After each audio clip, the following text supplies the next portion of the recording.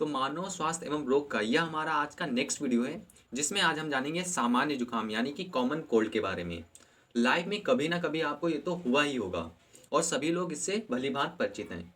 तो ज़्यादा बताने की ज़रूरत नहीं है इसमें, लेकिन फिर भी 90% लोग यह नहीं जानते हैं कि जुकाम जो है यह ऐसी बीमारी है जो अपने आप ही सही हो जाती है। इसके लिए कोई भी मेडिसिन लेने की ज़रूरत नहीं पड़ती है। कई लोगों में जब सीवियरिटी बढ़ जाती है यानी कि कंडीशन क्रिटिकल होती है, तब ज़्यादा आप ले सकते हैं दवा। लेकिन हमारे शरीर में इंटरफेरॉन बनता है, जिसकी वजह से यह बीमारी अपने आप सही हो जाती है। तो आइए जानते हैं इस बीमारी के बारे में, इसके कारक के बारे में, वाहक के बारे में, इसके बचाव के बारे में और क्या क्या आपको सावधानियां बरतनी चाहिए। तो इन सब के बारे में हम जानेंगे। और क्लास 12 का बहुत छोटा सा और बहुत इंपॉर्टेंट टॉपिक चल रहा है। तो सभी रोग, जितने भी इस चैप्टर में रोग बताए गए हैं, सभी के बारे में आप डिटेल जानकारी जरूर रखिए और नोट्स बनाते चलिए। मैं बार बार आपको ये बात कहता रहता हूँ हर वीडियो में। तो आइए शुरू करते हैं कॉमन कोल्ड। ठीक है, अब ये है क्या, यह एक संक्रामक रोग है। तो कॉमन कोल्ड किससे संबंधित है? आपके श्वसन तंत्र से संबंधित है। तो लास्ट वीडियो मैंने आपको बताया था श्वसन तंत्र और एलिमेंट्री कनाल से संबंधित सारे रोग आपके जो भी हैं वह संक्रामक रोग होते हैं। तो ऐसे में सामान्य जुकाम भी क्या है? संक्रामक रोग। किसी के अगर खांसी है तो आपको भी हो सकती है, जुकाम है किसी के तो आप अगर उसके संपर्क में आते हैं तो आपको भी जुकाम हो जाएगा। सामान्य सी बात है। आइए रोग कारक देखते हैं कि आखिर किसके कारण से हमें यह रोग होता है, यानी कि जो कॉमन कोल्ड है यह किसकी वजह से होता है। तो कुछ वायरसेस होते हैं, विषाणु होते हैं, जिनकी वजह से क्या होता है, हमें कॉमन कोल्ड होता है। तो यह क्वेश्चन बन गया है 1 नंबर का कि जुकाम जो है यह जीवाणु की वजह से होता है कि विषाणु की वजह से होता है। तो किसकी वजह से होता है? विषाणुओं की वजह से होता है। उन विषाणुओं को कहते हैं राइनो वायरसेस। राइनो वायरस कोई एक वायरस नहीं है, यह बहुत सारे वायरस हैं। बहुत सारे वायरस मिलकर हमें जुकाम कर देते हैं। समझ गए कि नहीं? तो पर्टिकुलर किसी एक वायरस के लिए हम दवा इस बीमारी में नहीं खा सकते, क्योंकि बहुत सारे वायरस मिलकर हमें क्या करते हैं, सर्दी जुकाम करते हैं। समझे कि नहीं? इसीलिए इनको कहा गया है राइनो वायरसेस, यानी कि नासा विषाणु समूह। समझे कि नहीं? बहुत सारे ये वायरस हैं जो हमारे शरीर के अंदर जाते हैं और हमें क्या करते हैं, रोग उत्पन्न करते हैं। अच्छा, इस वीडियो में मैं आपको एक चीज बताऊंगा जो बहुत इंपॉर्टेंट है। लास्ट के जो मैंने आपको 2 रोग बताए, जो टाइफाइड और निमोनिया, उसमें मैंने आपको एक चीज नहीं बताई कि संक्रामक रोग जितने भी होते हैं इनसे बचने के तरीके क्या होते हैं। तो आज ये वीडियो के मैं लास्ट में जरूर ऐड कर दूंगा।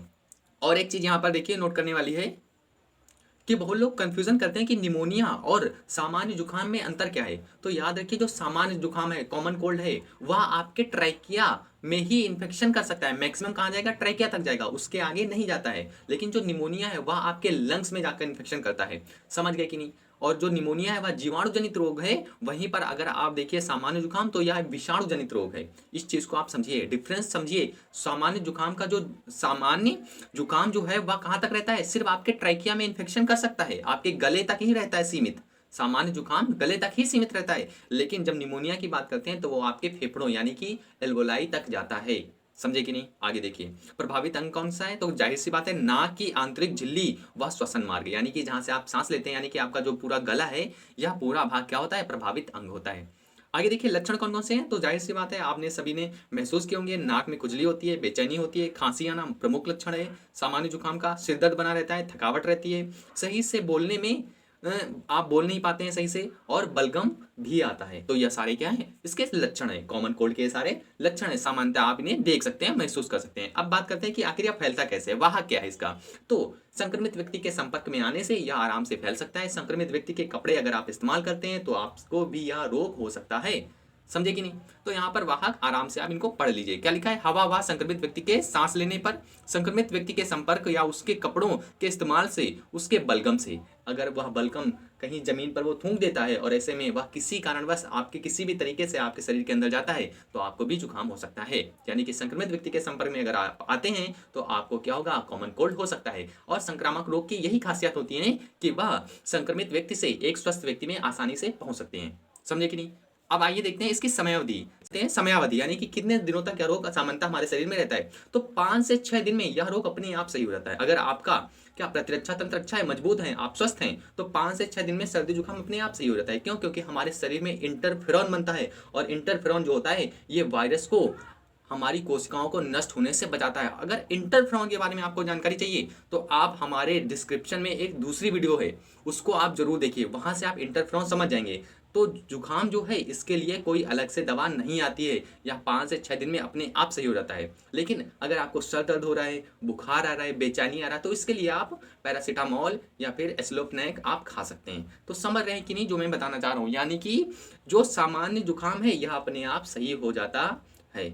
ओके, आगे ये देखते हैं कि संक्रामक रोगों से बचाव के कौन कौन से तरीके होते हैं। तो बहुत आसान सा है, इसको आप पढ़ लीजिए, अपने आप समझ जाएंगे, लेकिन फिर भी मैं यहाँ पर आपको पढ़ के बताऊंगा क्योंकि यह मेरा फर्ज है। तो सबसे पहला है, संक्रमित व्यक्ति को अलग कमरे में अकेले रखना चाहिए। अगर कोई व्यक्ति आपके यहाँ जिसको संक्रामक रोग हो रखा है तो ऐसे में उसको अलग कमरे में पृथक रखना चाहिए ताकि वह रोग दूसरे व्यक्ति में ना पहुंच सके। दूसरा पॉइंट लिखा है, संक्रमित व्यक्ति के मल थूक को मिट्टी में दबा देना चाहिए। कई बार क्या होता है, वो व्यक्ति थूकता है तो ऐसे में उसके थूक के साथ में वही विषाणु जीवाणु बाहर आते हैं और वह दूसरे व्यक्ति को संक्रमित कर सकते हैं। मक्खी के द्वारा वह जो बलगम है वह एक स्थान से दूसरे स्थान तक स्थानांतरित हो सकता है। तो ऐसे में उसके मल व थूक को मिट्टी में दबा देना चाहिए। अगला पॉइंट लिखा है, संक्रमित व्यक्ति के कमरे को अच्छे से साफ करना चाहिए और उसके द्वारा उपयोग में ली गई वस्तुओं को अच्छे से धुलना चाहिए। तो जाहिर सी बात है, संक्रमित व्यक्ति है तो उसके आसपास साफ सफाई का अच्छे से ध्यान रखना चाहिए। अगला पॉइंट लिखा है, रोग के लक्षण प्रकट होते ही कुशल डॉक्टर को दिखाना चाहिए। कई सारे लोग होते हैं, जब ऐसे रोग होते हैं तो वो घरेलू नुस्खे अपनाने लगते हैं, तो आपको ऐसा नहीं करना चाहिए। जब भी आपको कोई रोग हो तो एक डॉक्टर से सलाह जरूर लेनी चाहिए कि आपको क्या करना है। अगला पॉइंट लिखे, हमें व्यायाम करना चाहिए और आसपास सफाई रखनी चाहिए। देखिए, संक्रामक रोग तभी फैलते हैं जब आपका प्रतिरक्षा तंत्र कमजोर होता है तभी, या फिर आपके अगल बगल सफाई नहीं है। तो सफाई नहीं है तो वह रोग आपके फैल सकता है। अगर आप व्यायाम करते हैं, आपका प्रतिरक्षा तंत्र मजबूत है, तो भी वह रोग आपको नहीं फैलेगा। तो यह एक प्रमुख लक्षण होता है कि संक्रामक रोगों से आप इस तरीके से बचाव कर सकते हैं। अगला पॉइंट लिखा है, संतुलित और ताजा पका हुआ खाना खाना चाहिए। याद रखें, खाना पूर्ण रूप से पका हुआ होना चाहिए। कई सारे लोग सोचते हैं कि संतुलित और खाना खाएंगे पका हुआ ताजा तो हम लोग क्या होंगे, स्वस्थ रहेंगे। तो यह एक अच्छी बात है। और एक चीज याद रखिए, जो खाना होना चाहिए वह पूर्ण रूप से पका हुआ होना चाहिए। अधिक कच्चे हुए खाने में अध पके हुए खाने में क्या होता है, कभी कभी कुछ जीवाणु विषाणु रह जाते हैं। ज्यादातर यह होता है मांस में। जब हम लोग नॉन वेजिटेरियन फूड खाते हैं तो कहीं ना कहीं उसमें कुछ जीवाणु विषाणु रह जाते हैं जो पूर्ण रूप से डिस्ट्रॉय नहीं हो पाते। तो ऐसे में हमको खाने को अच्छे से पका के खाना चाहिए ताकि वह जीवाणु विषाणु पूर्ण रूप से नष्ट हो सके। और यही कारण होता है कि हम खाने को पका कर खाते हैं, समझे कि नहीं। तो संक्रामक रोगों से बचाव के कई तरीके हो सकते हैं, आप अपने मन से भी इनको लिख सकते हैं। तो ये जो संक्रामक रोग के बचाव के तरीके हैं, या आप हर रोग में लिख सकते हैं, चाहे वो निमोनिया हो, चाहे टाइफाइड हो, चाहे कॉमन कोल्ड हो, कोई भी संक्रामक रोग है उसमें अगर आपसे पूछेगा कि संक्रामक रोगों के बचाव के तरीके बताइए, यदि आपसे वो कहेगा कि टाइफाइड से बचने के तरीके बताइए, तो आप यही तरीके लिख देंगे क्योंकि टाइफाइड क्या एक संक्रामक रोग है। अगर वह कहेगा निमोनिया से बचने के तरीके बताइए, तो भी आप यही लिख देंगे क्योंकि निमोनिया भी एक संक्रामक रोग है। अगर वह आपसे कहेगा जुकाम से बचने के तरीके बताइए, तो भी आप सिंपली यही लिख देंगे क्योंकि वह संक्रामक रोग है। इसके अलावा भी जब मैं आपको HIV एड्स गोनोरिया बताऊंगा तो वहां पर 1-2 पॉइंट एक्स्ट्रा ऐड करने पड़ेंगे क्योंकि संक्रामक रोग से बचने के वह सबसे अच्छे उपाय होते हैं। तो बस संक्रामक रोग के जो उपाय हैं और जो चीज़ जानकारी आज मैंने को बतानी चाहिए थी वो मैंने आपको इस वीडियो में बता दी है। अच्छे से नोट्स बनाइए, पढ़ते रहिए। अगली वीडियो में आपको एक नया रोग बताऊंगा और सभी रोग यहाँ इंपॉर्टेंट हैं।